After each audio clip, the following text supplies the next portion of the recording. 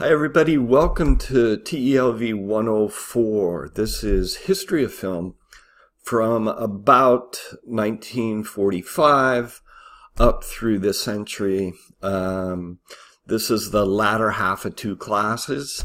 The other class is TELV 103, and that's from the beginning of film up to 1945.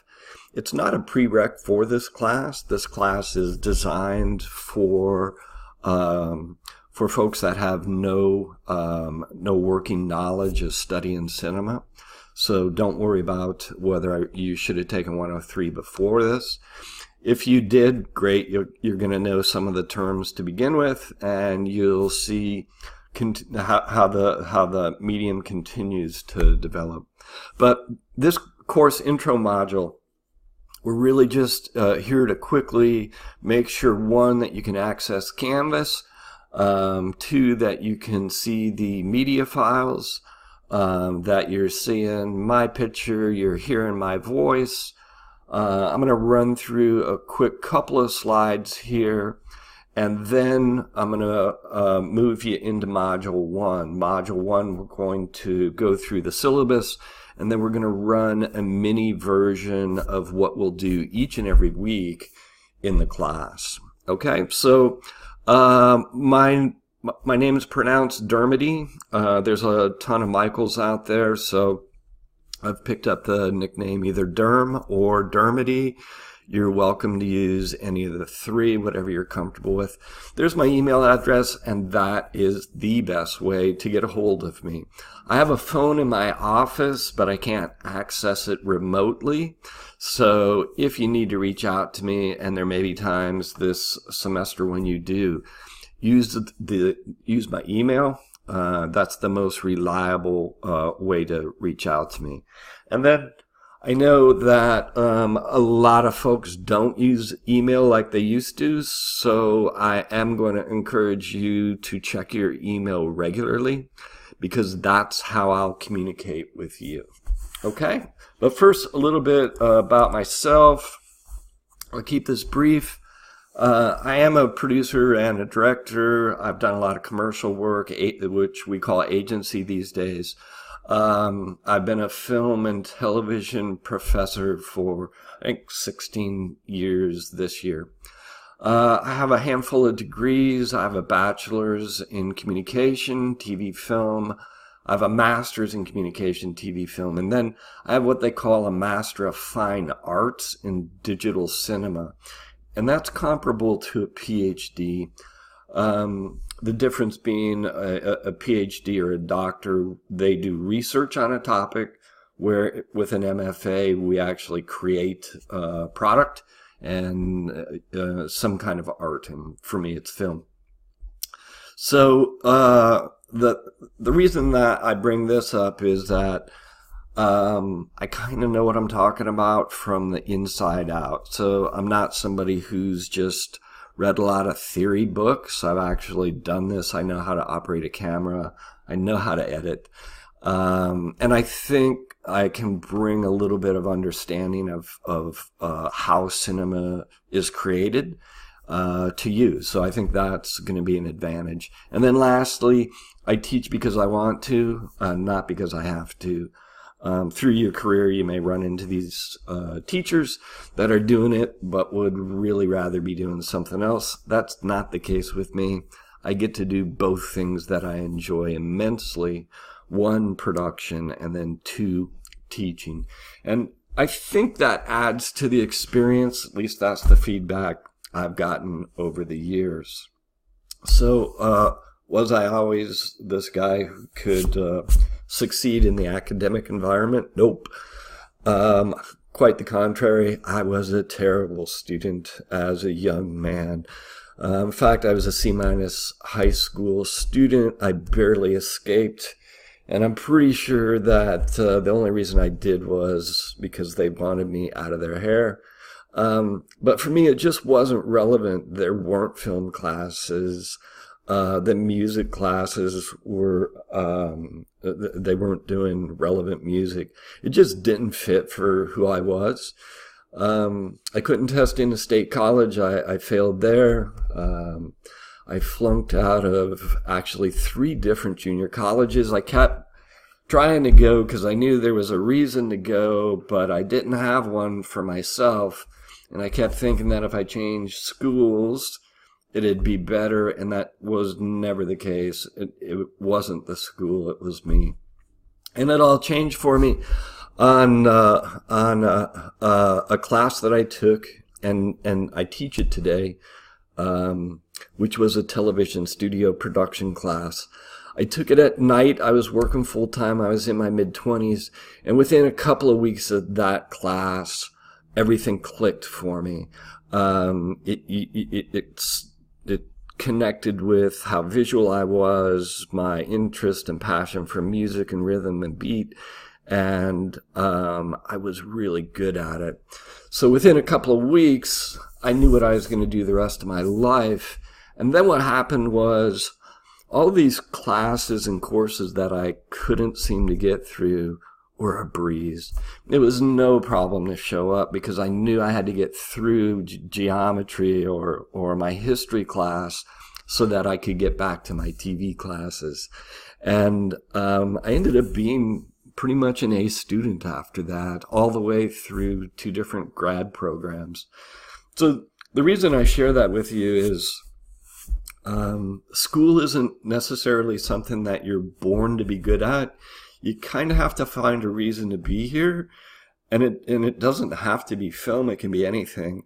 But if you have that reason, it makes everything so much easier. And then a healthy dose of being organized and just showing up and doing what's asked of you every week. You'd be amazed at how successful you'll be in this academic environment. So that's it. I don't spend a lot of time in the class talking about myself or my career, but I do point out for you things that I notice because I have been in it for a while. So what I want you to do now is I want you to hit the next button on these things, go through the rest of the information in the course intro information. If you haven't taken a Canvas class, watch a couple of those tutorials. They'll explain the mechanics of Canvas and how it works, and I don't touch on that. So I'm the content guy. Canvas is not run by me. It's a learning management system that SAC has purchased. But there's a ton of help here if you haven't done this before. In the next segment, you'll see the syllabus. When you get done with this course introduction module, I want you to move into module 1 because that now is going to be due next Tuesday. It's the only Tuesday that something's due for us and our class. Our clock is going to be Monday night at 5 o'clock. So 5 o'clock in the evening, one module closes and the other module opens up. I'll explain that a little bit more when I go through the syllabus. But next Monday happens to be a holiday, so I'm not making your work due on the holiday. I'm pushing that out to Tuesday. So you need to complete this course intro module, which by watching the video and moving through the pages you will have done. Then you're going to go into module 1. You're going to do a little mini module, and that will be due next Tuesday at 5. Okay? So if you are enrolled but you can't get in, well, you probably can't see this video, can you? But if you are having some technical problems, go in and update your information in WebAdvisor. You want to make sure your email address is correct because that's how we'll speak to each other. Canvas has a really super, in fact, I can't say enough good things about it, 800 number.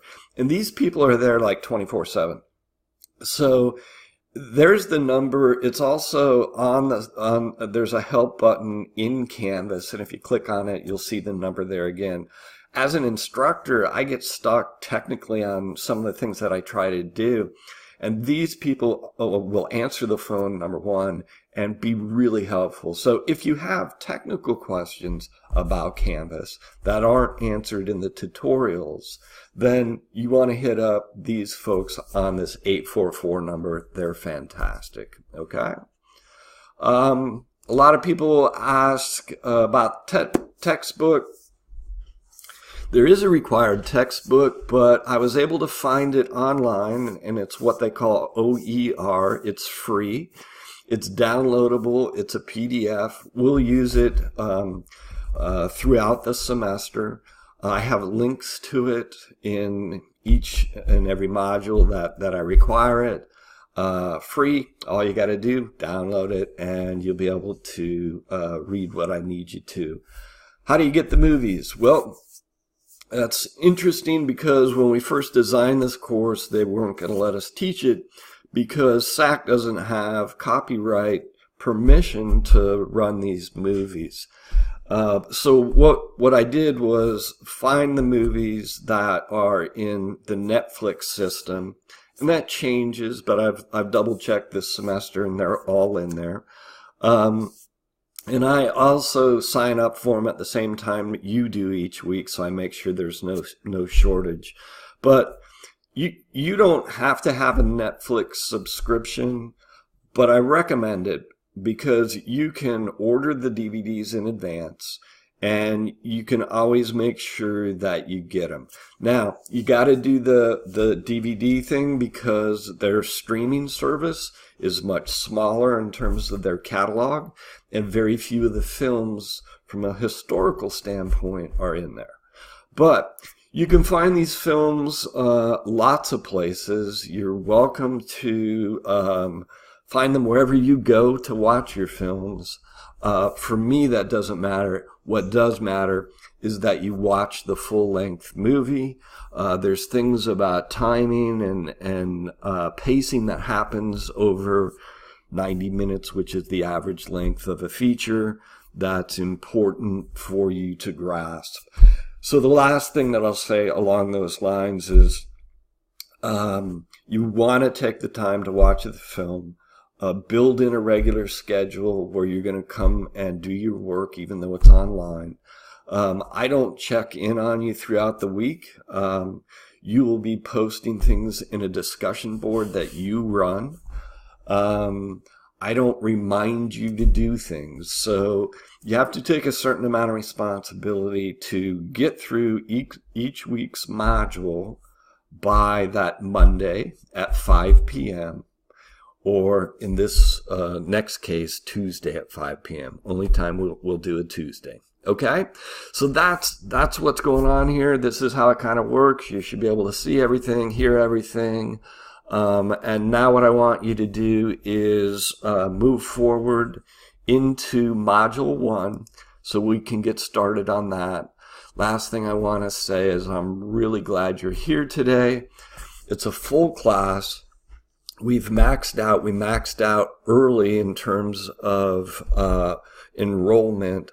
There's a long waiting list of folks. So if you decide that after hearing my voice, you don't want to take the class, I won't be offended. Happens all the time.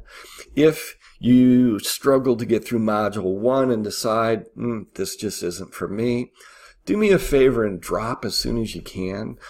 So that we can get people that are on the waiting list into the class, because it has to happen pretty quickly within the first week or two, or they lose the chance to take the class. But my hope is that you find this interesting and the way that it's laid out is easy to use, and you'll know that soon enough. So there you go. Thanks for being here. And then work through the rest of this module. Head on over to Module 1. I'll see you there. Thanks.